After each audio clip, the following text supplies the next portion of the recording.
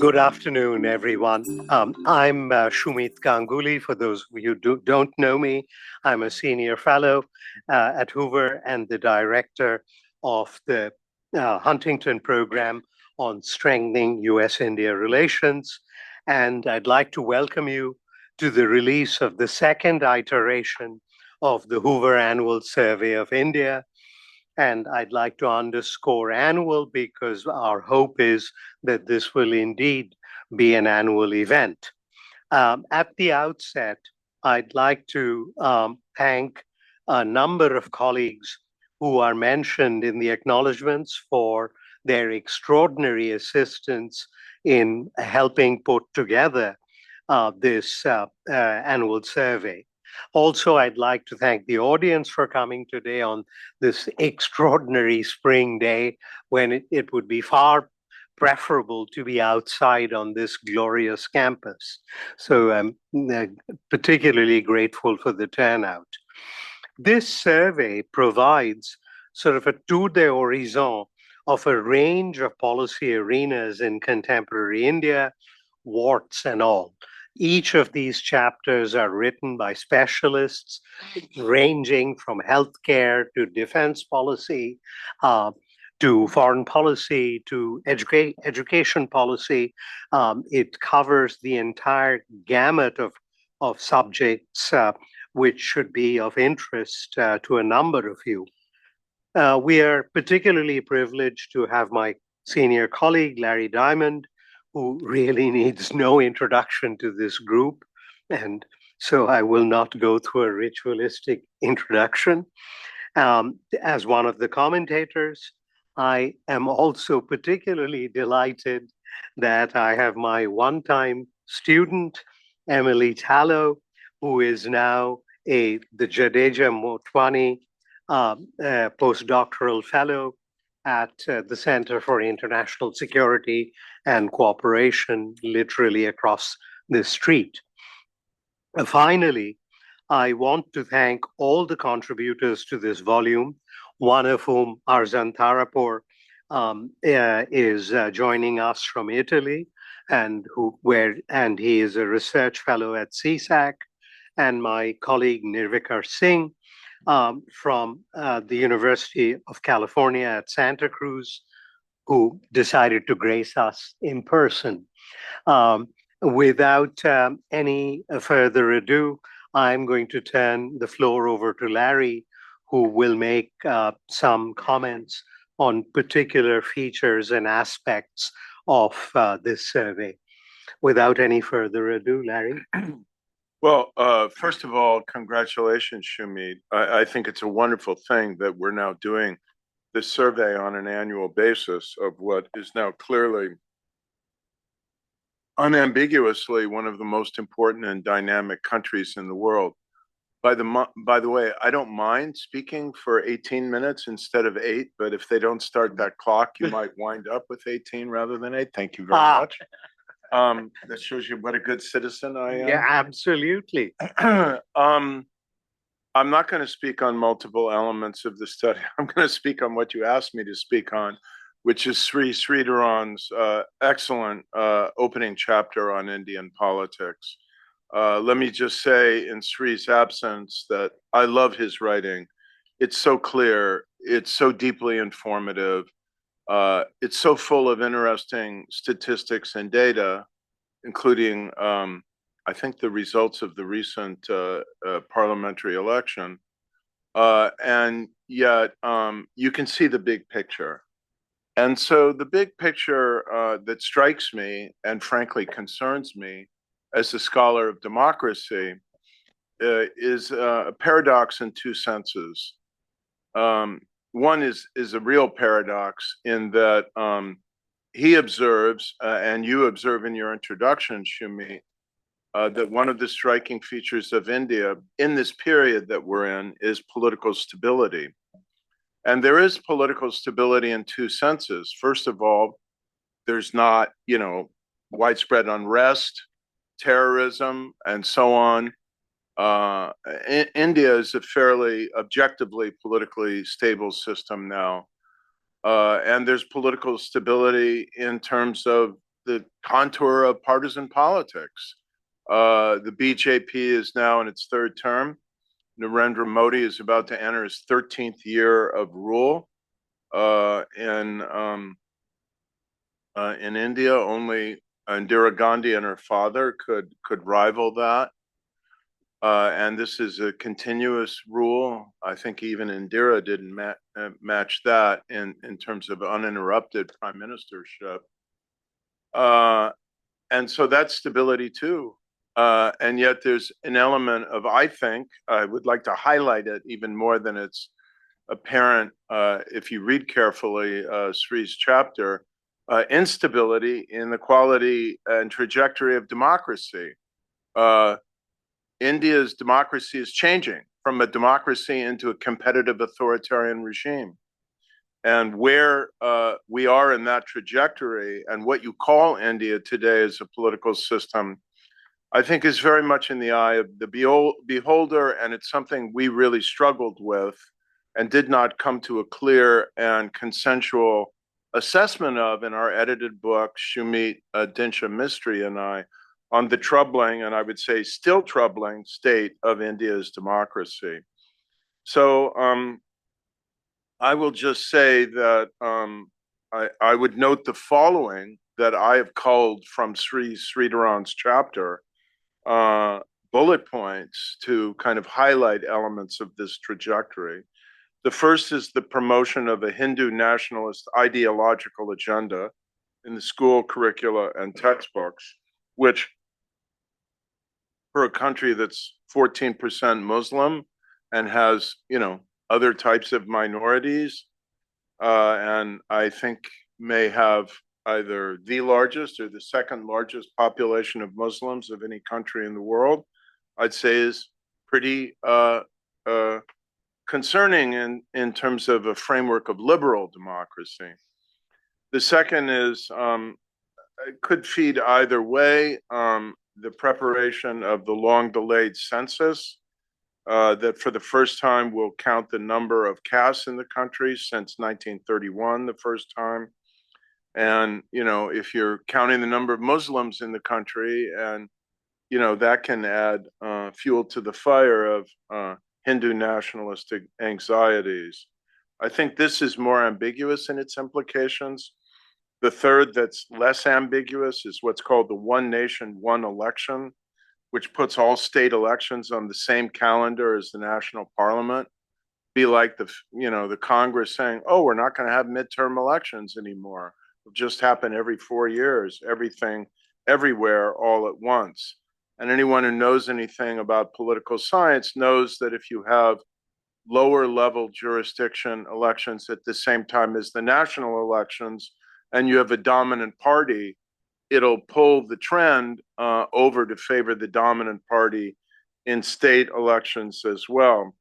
And this is coinciding with something that I think is more worrisome, at least to the opposition parties, which is the special intensive revision, it's called SIR, of the electoral register, which is purging many voters who can't show proof of citizenship.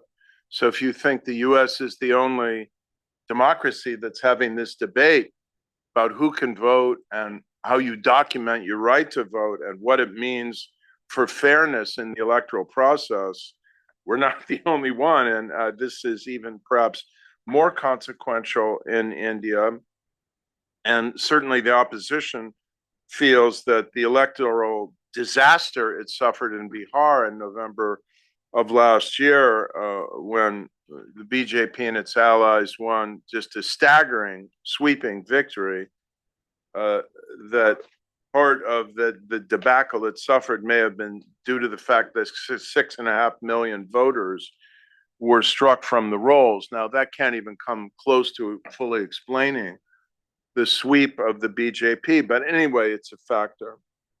The fourth element, which I think is the most objectively outrageous and disturbing, is the unilateral decision of the government to change the method of appointment of the Electoral Commission of India, which was a consensual method of appointment, which had the prime minister the parliamentary opposition leader, and then as a kind of neutral, presumably force, the Chief Justice appointing the three-member commission of the Electoral Commission of India. And the BJP government and parliamentary majority, I guess, thought it would be a good idea to replace the Chief Justice as the moderating third vote with another minister from the government, I guess, I don't know, at the decision of the Prime Minister, which means the Prime Minister appoints the Electoral Commission of India now, which means it's no longer presumptively independent. That's really, I think, presumptively alarming to the opposition. Then you have the situation that the governors of the states are delaying legislation passed by the state assemblies. Now, I think everyone here knows that governors in India are not like governors in the United States. They're like the Queen of England. They're just appointed by the center to be, magisterial, presiding, neutral appointing figures, moderating figures. So they have no right to delay legislation, but they're doing so. And there's a concern expressed and reported in here about the conduct of the Lok Sabha, the lower house, where speech has been curtailed. And to quote Sri Sridharan in his chapter, bills were rammed through with very little freewheeling debate. And then there's delay as well in government approvals of judicial appointments to the Supreme Court, which are again done by a very different process in the United States, one that is not politically driven, but determined by a panel of the 5 senior most judges of the Supreme Court. And that raises potential debates very similar to what's going on in Israel now in terms of restructuring the Constitutional Court of Israel. But if you add all this up, what I take away from it is a creeping trend, again, continuing creeping trend away from not only liberal democracy, but potentially even electoral democracy towards something that looks kind of more like a gray zone or competitive authoritarian regime, even while India's booming economically, rising geostrategically. So that's my synthesis. Larry, I can't thank you enough for your insightful and trenchant comments. And sadly, there's very little that I can disagree with in terms of your characterization of the current state of Indian politics. And based on these remarks, should you wish to pass yourself as an India specialist, I'll be only too happy to endorse that proposition. And having said that, we will now turn to our colleague, Arzan Tarapur, who's masquerading as Freddie Mercury. And I'm sure he'll bring out his guitar in a moment to accompany what he has to say. The floor is yours, Arzan. Thank you very much, Sumit. Good to see everyone. Speaking of someone passing themselves off as an India specialist, greetings everyone from Italy. It's really good to see you all.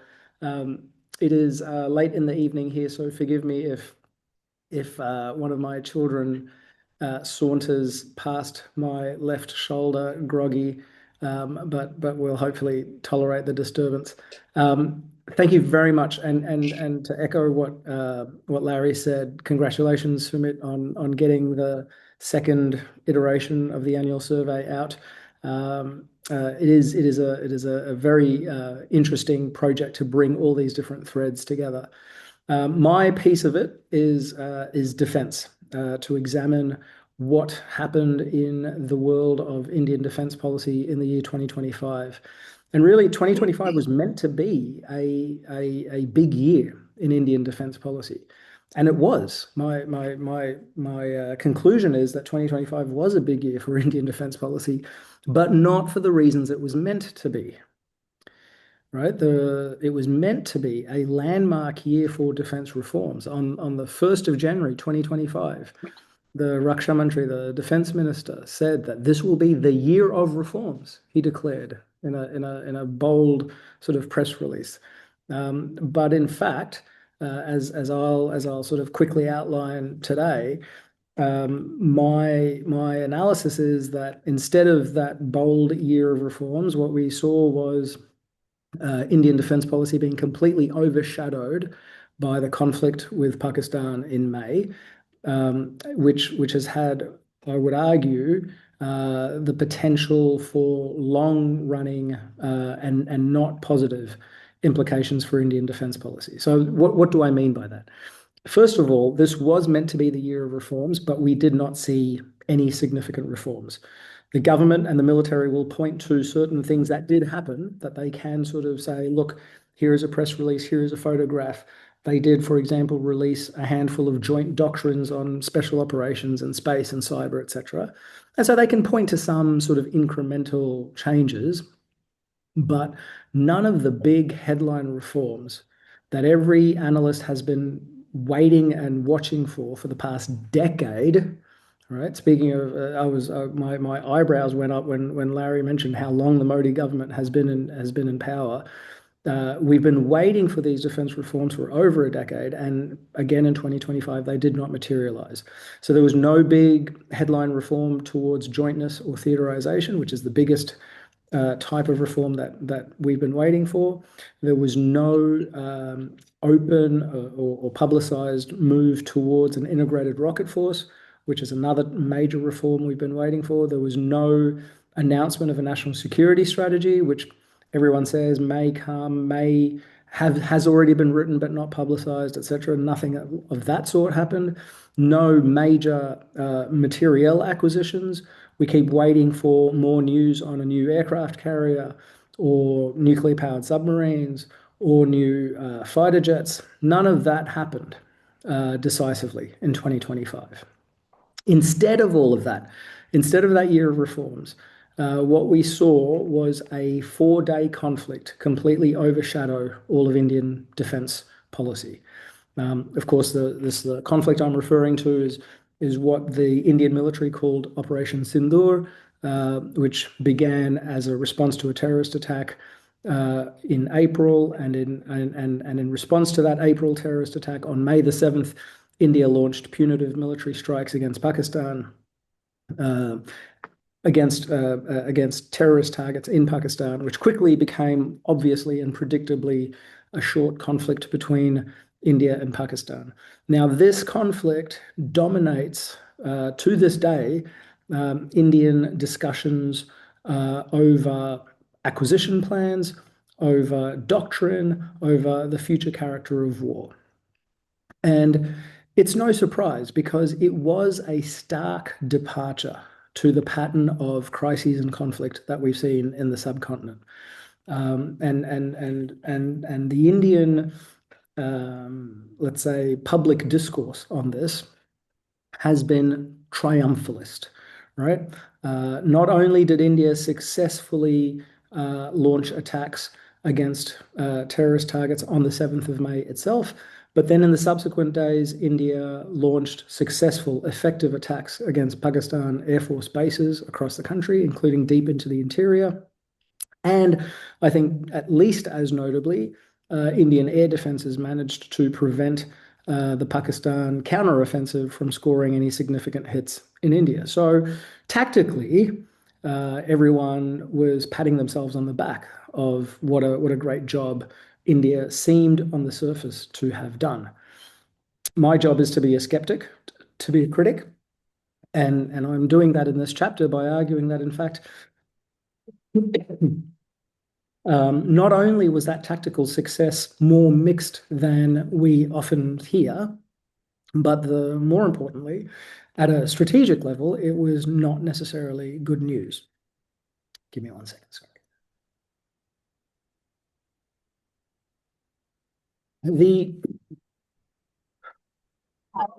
Excuse me.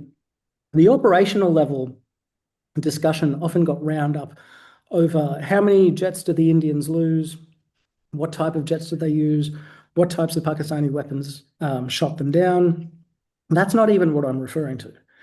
The operational impact, the impost of this, is in fact on the sort of extrapolation that we often see of what India thinks it has learned about the future character of war and what it means for a potential hypothetical future conflict, especially not only against Pakistan again, but also China.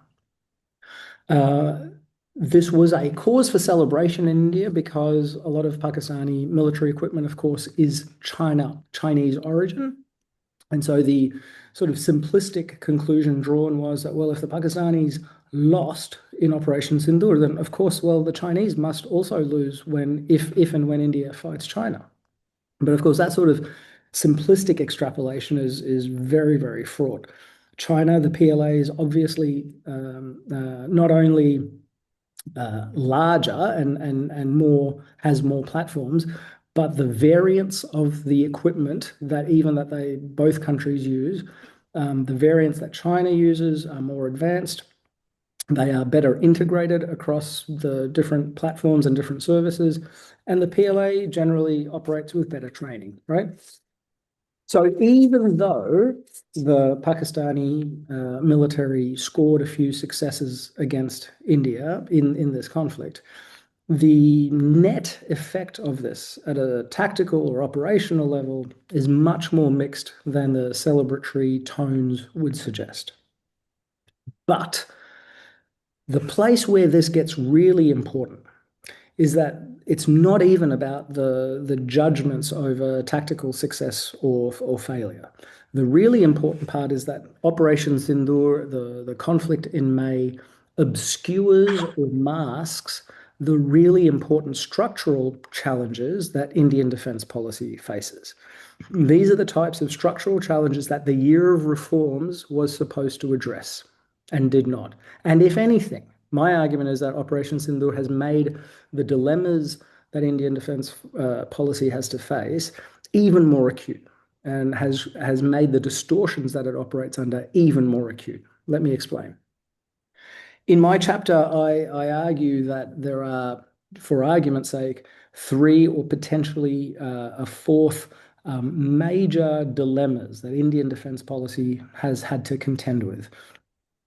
In all of them, there has been some moves in recent years to correct distortions that have accumulated over several years. These distortions accumulate because of the way policy is made in India. It is, in the absence of a national security strategy, it is made essentially by annual negotiations and annual iterations on previous policy, which winds up creating distortions. The first of these dilemmas or distortions is the balance that India strikes between its western border, that is the Pakistan threat, and the northern border, that is the China threat. Over recent years, we've seen India start to rebalance away from Pakistan and towards China, which would accord with a more rational assessment of India's security situation. But you tell me, with Operation Sindoor fresh in Indian minds, is that rebalance going to continue and accelerate, or is it now going to be retarded? The second dilemma is the larger dilemma between India's land borders, its continental land borders, and its maritime posture, its ability to project force into the Indian Ocean region and the wider Indo-Pacific.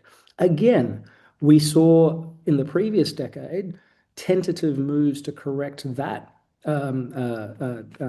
dilemma, but that was forestalled by the crisis in Ladakh in 2020, and I would suggest the conflict in 2025 will only reinforce India's priors that its primary threats come from its land borders and not from the Indian Ocean.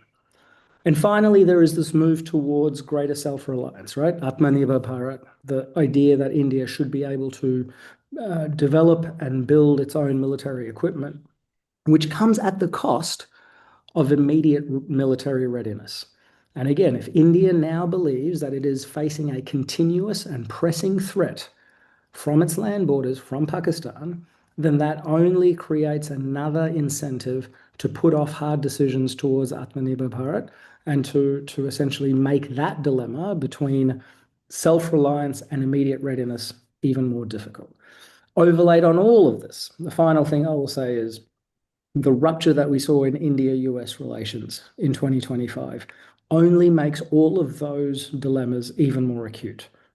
So the three dilemmas that I suggest, the three structural problems that went unaddressed in 2025 are only magnified when India does not have a productive relationship with the United States. I'll leave it there and happy to take questions later. Thanks very much, Arzan, and particularly for that last point, which I think is especially telling, and it remains to be seen what repairs can be done during 2026. There are a couple of hopeful signs, and I hope that they do not portend a false dawn. Without any further ado, I'll turn to my friend and former student, Emily Tallow, who will comment primarily on the foreign policy chapter, but you're at liberty to comment on other aspects of the report. Thank you, Shumit, and congratulations to everyone at Hoover and to you for putting out this excellent survey of India in 2026.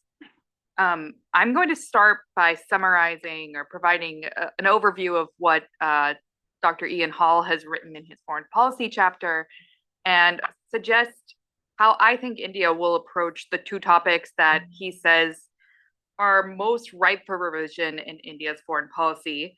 That is India's approach to the US and its Pakistan strategy of coercive isolation. So Ian Hall's chapter on Indian foreign policy opens with a simple but important observation. India's strategy of strategic autonomy, that is engaging all major powers without fully aligning with any of them, has come under serious scrutiny since Modi took office in 2014. Across every major relationship, India had surprises and setbacks it couldn't wrap its hands around. And as Arzan just spoke about, the most dramatic was Operation Sindoor. India won the military exchange, but Pakistan won the peace. Trump was able to claim credit for the ceasefire. Pakistan's chief of army staff came to the White House, met with Trump, and they also suggested that India and Pakistan could negotiate over Kashmir at a neutral site. And so the India's policy of wanting to be treated on separate footing from Pakistan, the dehyphenation policy, was undermined within just a few days. And there was also the issue of tariffs that were placed on India, and Trump's repeated attacks on India's trade policy, including, and they were penalized for importing cheap Russian oil, which was notably a penalty that was not applied to China, who was also importing that oil. There was also the issue with immigration, H-1B visas that really affected Indians living in the United States, which is something that the ruling party in India really cares a lot about.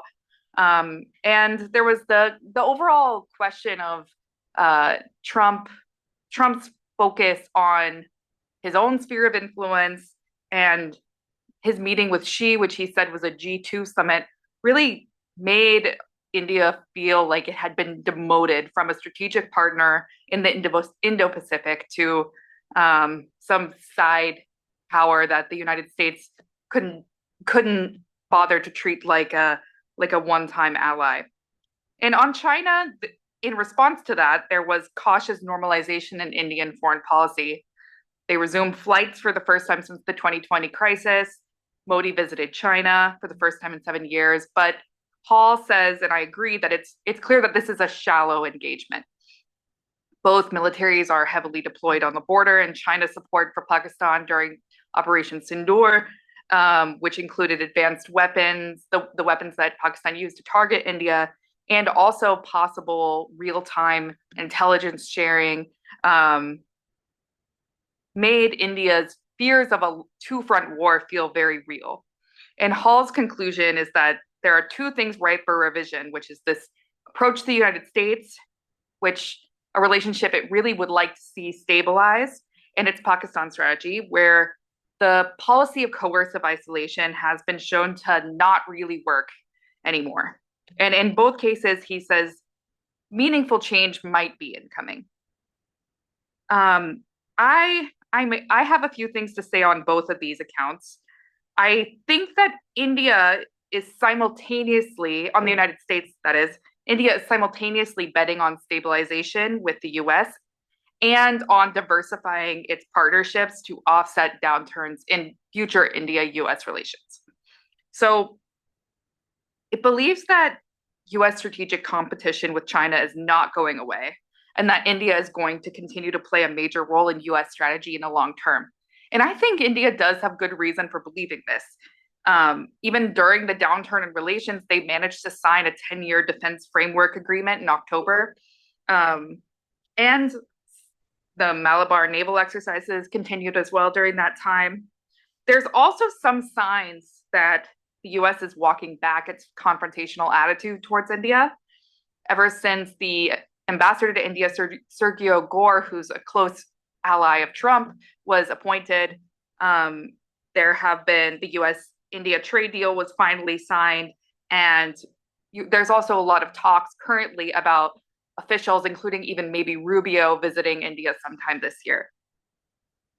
This is all kind of in the background of what's going on right now. They also signed deals to purchase weapon systems and liquefied petroleum gas. And there was the major joint statement in February after the meeting between Trump and Modi, which covered things like semiconductors, AI, quantum computing, advanced telecom. And India is positioning itself on a lot of these new critical technologies and critical minerals.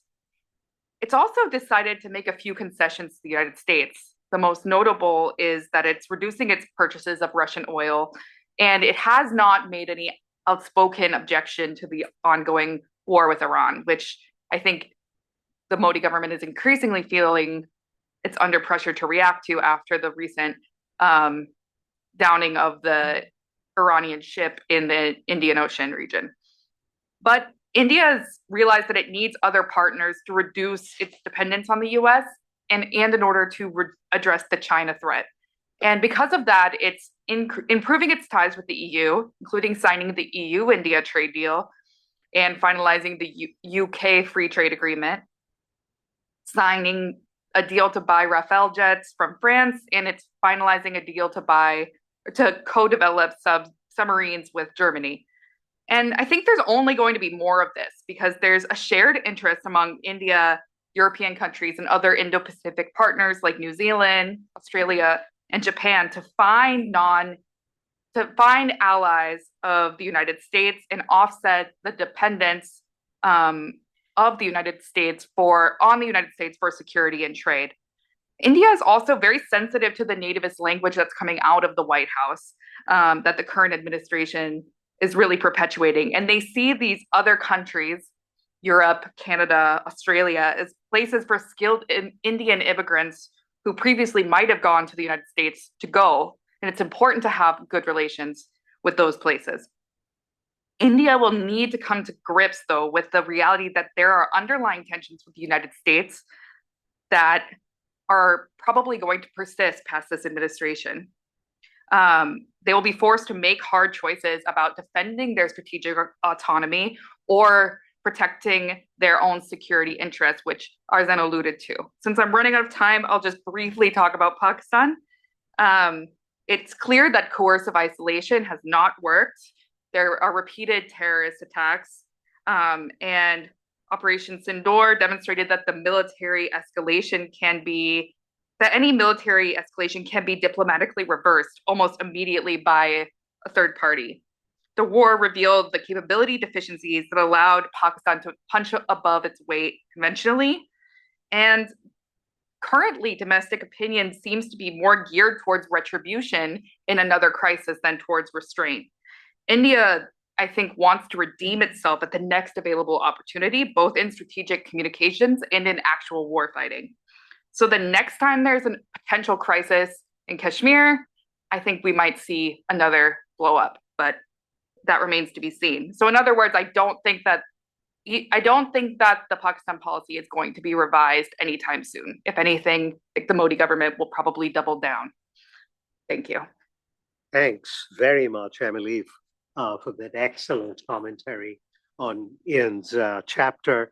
And I'm going to steal a term that you used, coercive isolation.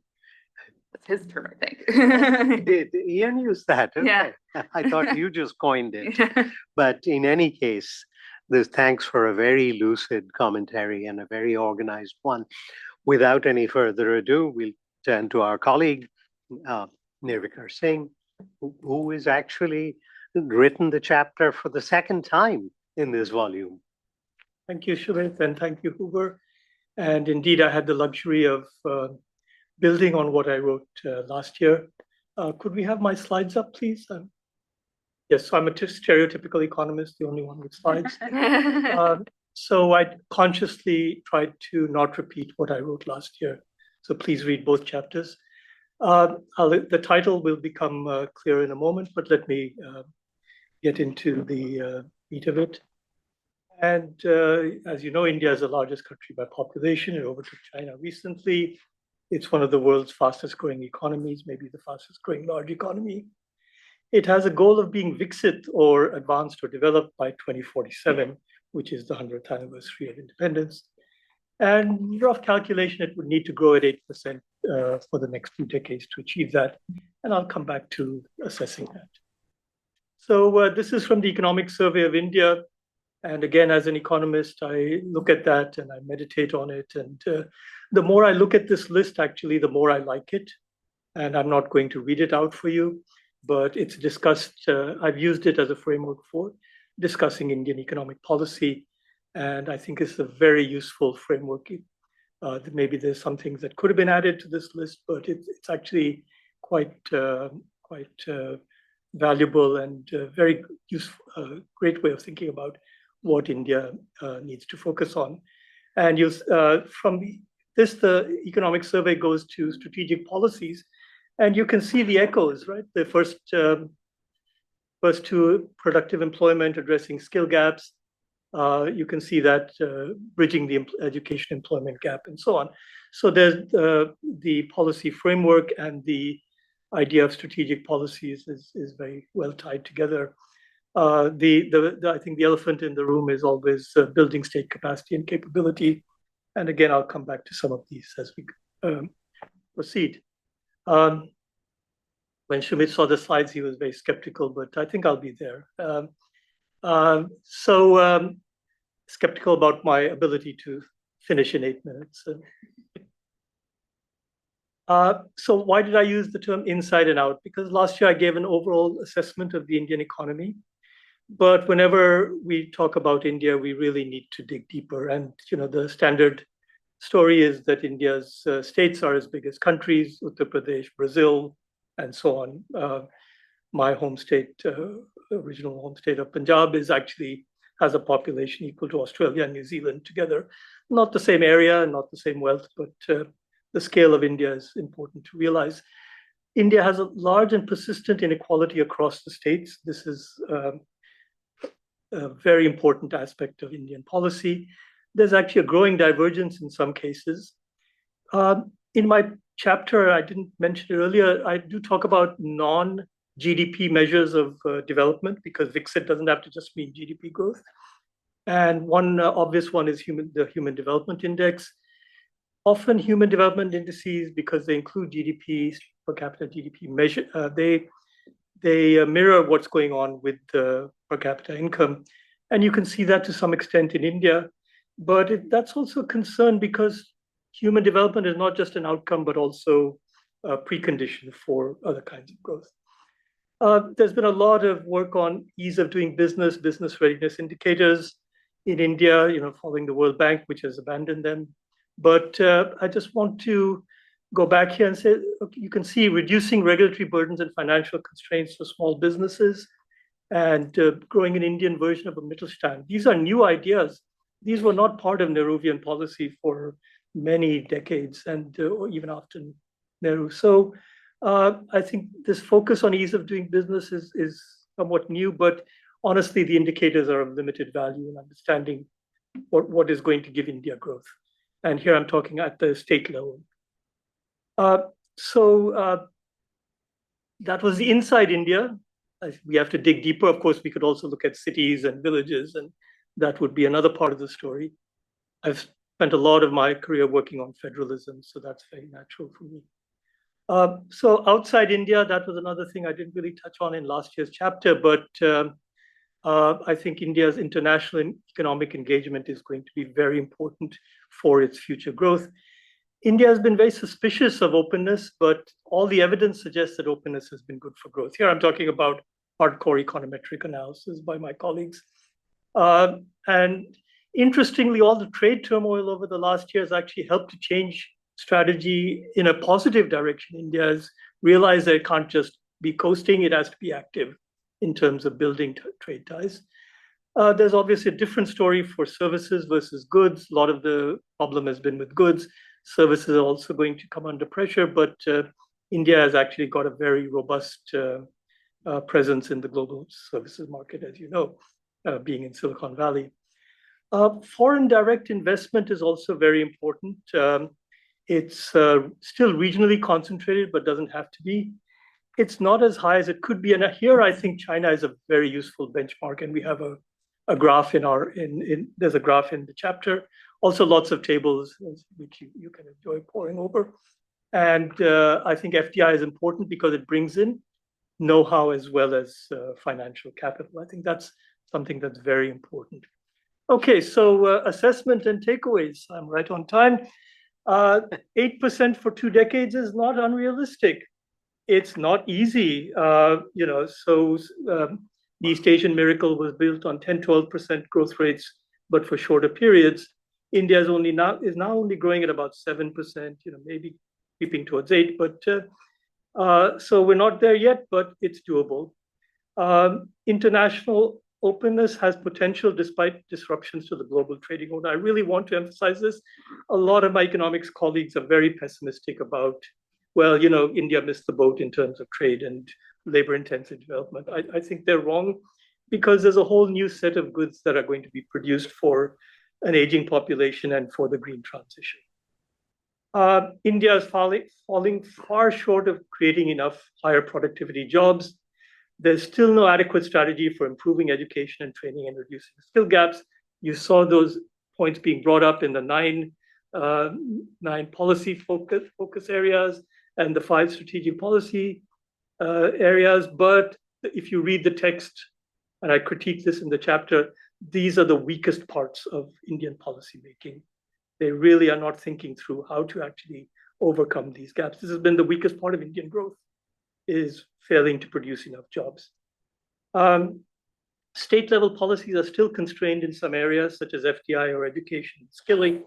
And here I want to emphasize again, one of the important things that India has to do with openness is bring in knowledge, whether it's through FDI or through directly opening up education and so on. And to me, this is the key to India's growth. In fact, if I look at what's happening, I was just listening to NPR on the drive over, and scientists are fleeing the US. And I was thinking, oh, India just needs to make a very small investment to attract a lot of scientists to India. And that can make a huge difference in India's future growth. And I know we have a chapter on innovation in the handbook, in the survey. And then finally, harking back to how we started out this foursome, India's internal heterogeneity and the political economy that is driven by that heterogeneity and the need for balancing acts really act as constraining factors. And it may be that authoritarianism will remove those constraints. But again, harking back to something that is discussed a little more in the chapter, that's also a cost.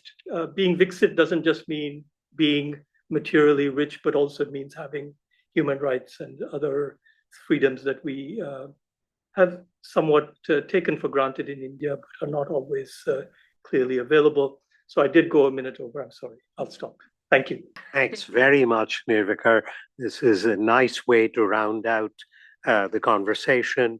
And I'm glad you returned to the point that Larry made in his initial remarks.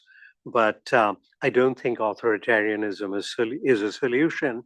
And I refer you to a famous article by Francine Frankl, written, I think, in 1978 in World Politics.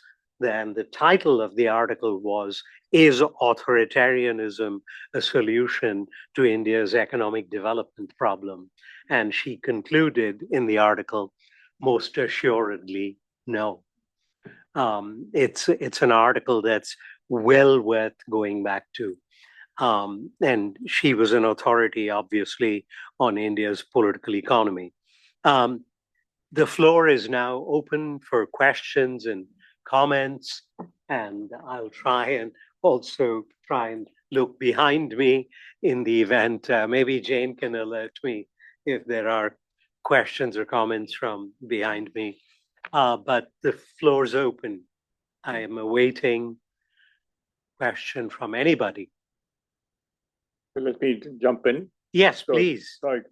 Please introduce yourself. My name is Paul Raj. I'm emeritus from the WE department, but heavily involved with India. I work on a number of committees. The Indian Semiconductor Mission, I chair the design side of the chip design side of that, and I'm also chairman of two labs, CDOT and CDAC. These are very large labs. My charters to try and restructure them. I never talk about India publicly, and so that's going to remain today. But there were two public statements made by me in India in the last 1 week. They're on TV, so I can talk about it. The first one was there was a TV event on the Indian Armed Forces called the Forces First event. There's one on the Army, there's one on the Navy, and Republic TV doesn't have a good vibrations with me. They asked me to speak, and I said no. And the chief of the naval staff called me saying, "No, Paul, you have to speak." So in an hour's event, I was given 15 minutes, and so I guess they wanted me to talk about the APSO program. APSO was an iconic achievement of India. It was a world-class sonar, and when was it? It's 45 years ago.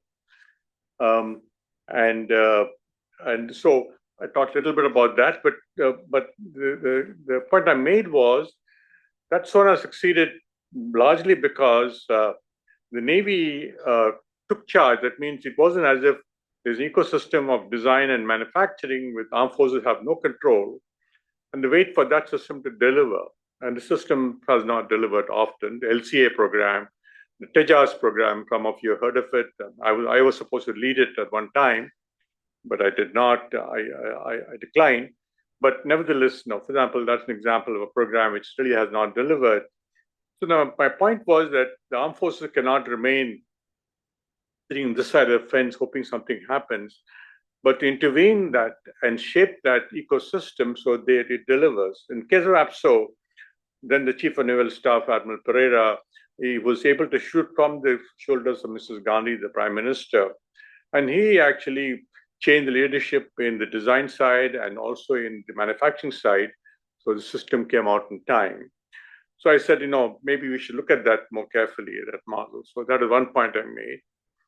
Another point was I just recently wrote the report on CDOT. CDOT is an iconic research lab of India in telecom, set up by the well-known, the founder of CDOT was Sam Pitroda. All of us know the name. So they were very successful. They designed a telephone switch, which was then manufactured by ITI and by smaller companies. That was 50 years ago, and I was on the governing council at that time. But this time I've been asked to restructure the lab. So the point I did give an interview along with the minister on it, so I can say that publicly, is that model where one institution develops a product, another institution takes it to the market, that doesn't work anymore. There's not a single example of any high tech, whether it's in computers or phones or anything, where the development is divorced from the marketing side, and they go to market and understanding customer needs and the loop that takes place. So everything, that's a very, very close loop. So, and CDOT is still stuck on that. As a result, they can't deliver. And we really need a total fundamental change. So that much was public remarks. Questions, other interventions? I have an open question. It's not necessarily directed to someone in particular. For the purpose of my project, I'm interested. Could you introduce yourself, please? I'm sorry, my name is Abdias Diaz. I'm a research fellow in the BSL program under Drew Envy. And I'm interested in the approach that China is taking in regards to the architecture of biotech. So for me, it's important to listen, like, what's the strategy that India is taking? And energy is very important for us, right? So as an open question, I would like to know if there's more about what is the national strategy of India in regards to energy generation, because there is a correlation between energy consumption and like growth in the economy. So actually, we are fortunate in having my colleague, Dinshaw Mistry, who's keenly interested in India's energy future. So I'll let him jump in. David Fedor and I just got back from Energy Week a couple of weeks ago. India has an acute energy need, and it's just going to grow and grow. It's an energy hungry market. So the demand is just going to keep increasing. Supply is the big challenge. If you look, India doesn't have natural gas or oil deposits. They've got some coal. It's not the best stuff to breathe. They've tried to turn much more towards renewables, but of course, what happens when it's nighttime or when the wind dies down? So what they were doing was they were getting a lot of energy from different places like Russia and like the Middle East. All of that is in flux right now for all kinds of reasons. Even just on Russia alone, the US announced today that they're going to give India a 30-day reprieve on oil imports after having basically spent the last 8 months bashing the Indian regime, overtaking Russian oil. So India is really struggling with energy. When we were there a couple of weeks ago, one of the things we noticed was that there was a shift away from talking about green towards talking about much more what's practical. I think affordability is the number one concern, but they really need to think about the security of their energy access points. And it's almost certainly going to have huge implications for not just quality of life, but as you're saying, future research and business opportunities. I don't think it's as forefront as it should be on policymakers' minds in India. I can tell you more later. Thank you for that very nice and quick overview of the challenges that India confronts. Yes, Sam. Hi, I'm Samyukta. I'm Sam. I'm a PhD student here at Stanford and also one of the co-presidents of the Stanford India Policy and Economics Club. My question is also just a general question to everyone who's taken part in this project. I'm interested in understanding the balance of power between kind of national interests and state interests, because in India, that's historically been a pretty contentious subject. In my home state of Tamil Nadu, we've pretty much always had a regional party that's been in power. So I'm interested to understand what you all think the trend is in terms of that balance and where you think it may be headed. Thank you. I think Nirvikar is best positioned to answer that question. And I'll add my 2 cents after you're done. Sorry, what was the question? It was open, so I was... Just to understand what you think the trends are in terms of state versus national, the trade-off of power between those two, and where do you think it Right. So I think all the instincts of the national government are to centralize, and I think the challenge is really that India is a heterogeneous country. So you can see how this plays out in the sort of borderlands of the Hindi heartland, like Karnataka and West Bengal. I think if you look at the overall, I think one possibility is that the national government will actually allow cities to have more financial autonomy, because I think they realize that urban growth is actually, and properly designed urban growth is very important for being big cities. So I think as in some sense it's a question of where they will kind of give way. And actually, this has been true of other, it's been true of the Congress Party as well. They will give some leeway to the states or the localities, but then try to control in other ways. From the perspective of fiscal federalism, the Finance Commission has kept things pretty stable. And it was interesting, the 16th Finance Commission report was tabled the same day as the budget. So it was fun to compare both of them. And you can see a lot of strategic alignment, and it's not kind of on the economic front, there's nothing kind of in that sense too outlandish. I think the electoral politics are a different matter. I'll just add 2 cents to that. One is this propensity for centralization goes back to Indira Gandhi when she was downright hostile towards non-Congress governments.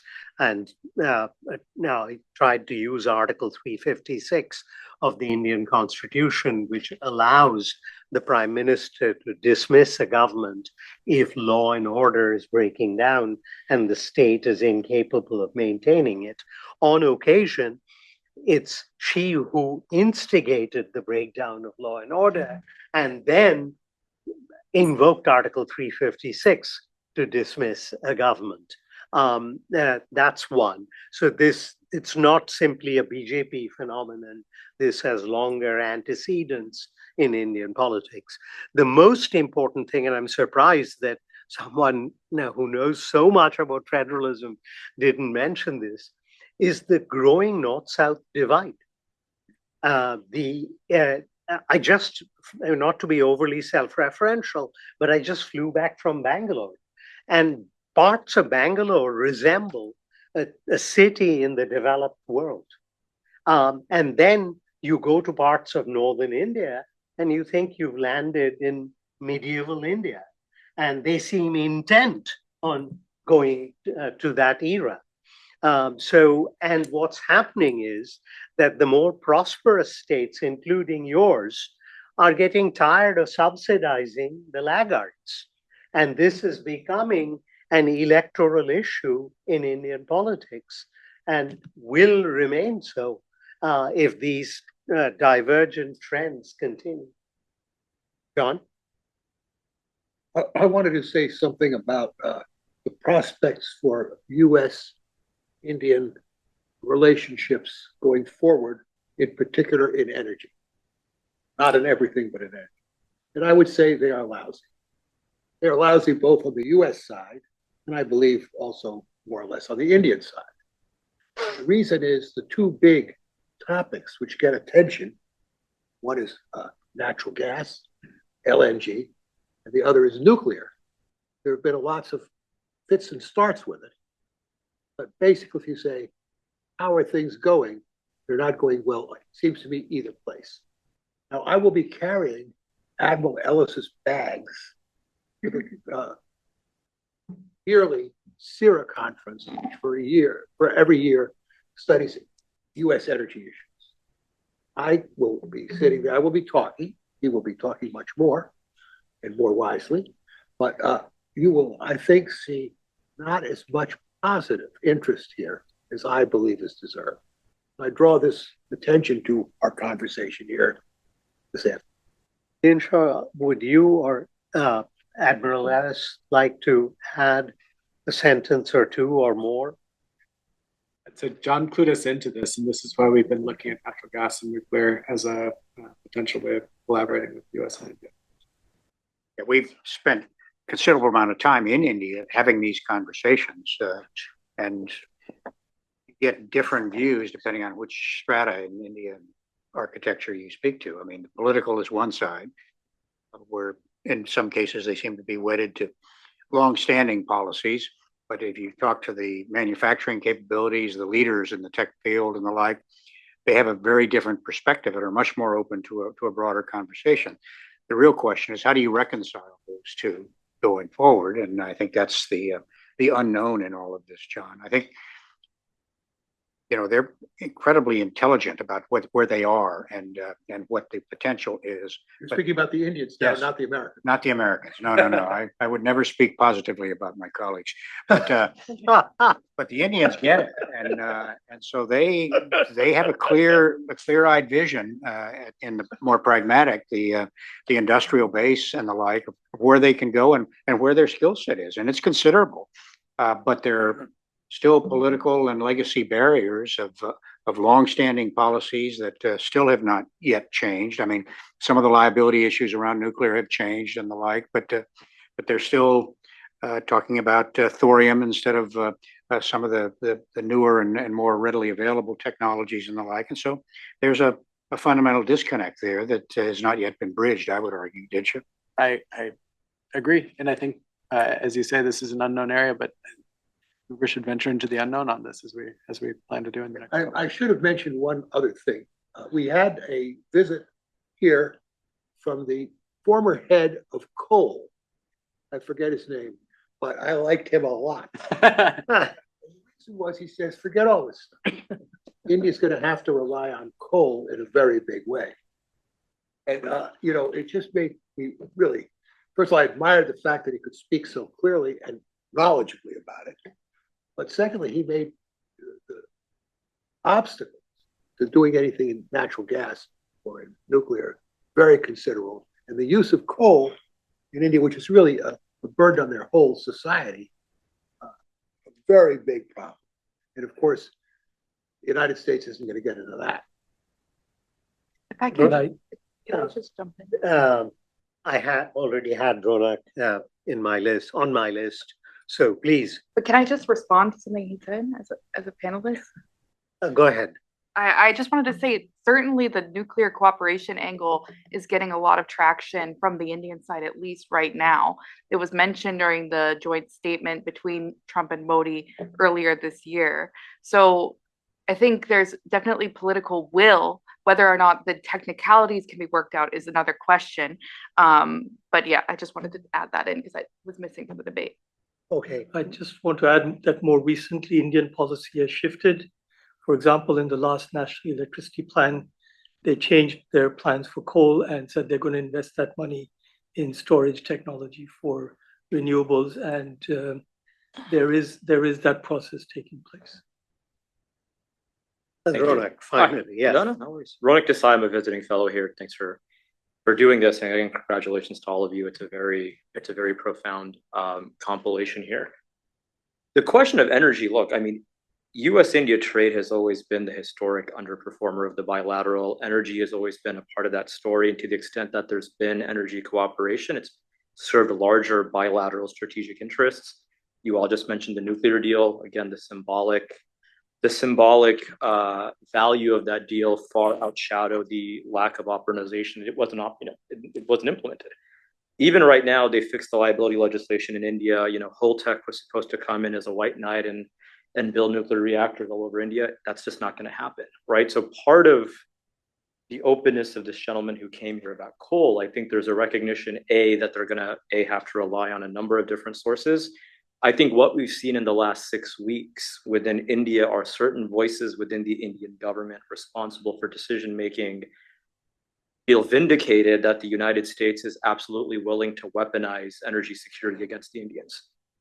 And I think that chorus of voices, I suspect, is going to be the dominant voice for the foreseeable future, given the fact that on the one hand, the Indians have been treated and the beneficiaries of American exemptions on our part, going back to the Iran Charbagh port in Iran, Venezuela oil, Iran oil back in 2012, even the nuclear deal's passage here in the US was conditioned upon India breaking diplomatic ties with Iran, which of course they weren't going to do, right? So what's happened now, this waiver, even in the last 24 hours that Dinsha mentioned, the bureaucracy in India currently is saying, aha, look, we told you so.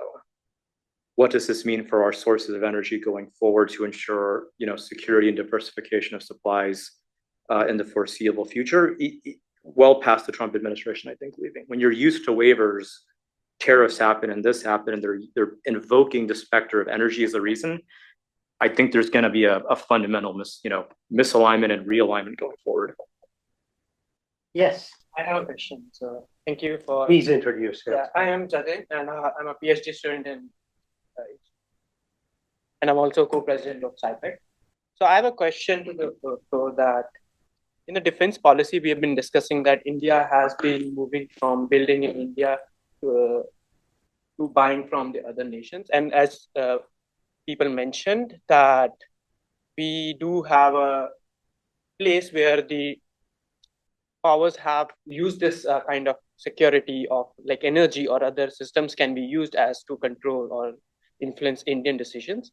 How do you think that would influence in a short-term loss versus long-term gain the India has to go through, and how does that India has to navigate through the border challenges within those situations for a short-term versus long-term? Not sure I quite understand the question. So my question is that India do have the border conflicts with China and Pakistan, but building in India technology do a lot of time. But how do they navigate the weaponry systems which have been borrowed or bought from the nations like US or France, and how does that affect the Indian defense policy? So, Arshan's still here. Since you're the formal panelist, I'll let you take a crack at that, and I'll augment it with my thoughts. Absolutely. Again, I'm still here against my better judgment. Look, I think I'm grateful. No, Jatin, I think you're right that is the central tension between this dilemma that I posed between Atmanirbhar Bharat and readiness, right? That there is this tension between this desire to move towards the ability to develop and produce and maintain the country's own military equipment on the one hand, but acknowledging that that is a process that will take years, if not decades, for most weapon systems, certainly for weapon systems that are at a higher level of technological requirement. So, for example, when we're talking about fighter jets, which is one of the examples where, as Paul Raj mentioned, there have been attempts since the 1980s to build an indigenous fighter jet, and they are so slow.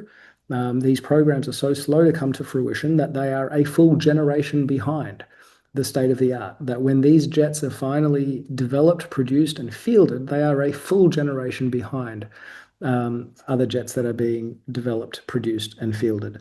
And so this is the tension, right? There is a clear and obvious and well-founded desire to have self-reliance, obviously, as we've seen, especially after the Ukraine war. But the problem is, if that's going to take decades, what do you do in the meantime when there is an imminent threat that is causing skirmishes and causing casualties today? And if you are a military planner or if you are a security manager for a country, you have no option but to build your readiness for today. Every country faces this dilemma between modernization and readiness. And so far, the way that India has tried to do this is to pay for readiness by getting foreign supplies and to mitigate over dependence by spreading dependence to more than one country, so that you can offset that dependence and that you are not overly reliant on only one country. Well, if you're old, the only thing you can remember about Indian armaments is that they get it from the Russians.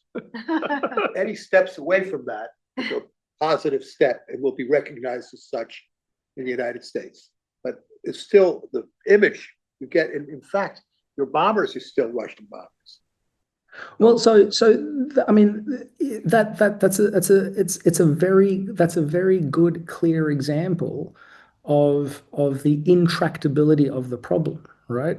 If you are a country that fields 4,000 main battle tanks, then who is going to be the person that says we are now going to change course and develop our own battle tank that will take decades to be fielded, and what is the risk that we are willing to accept for those decades?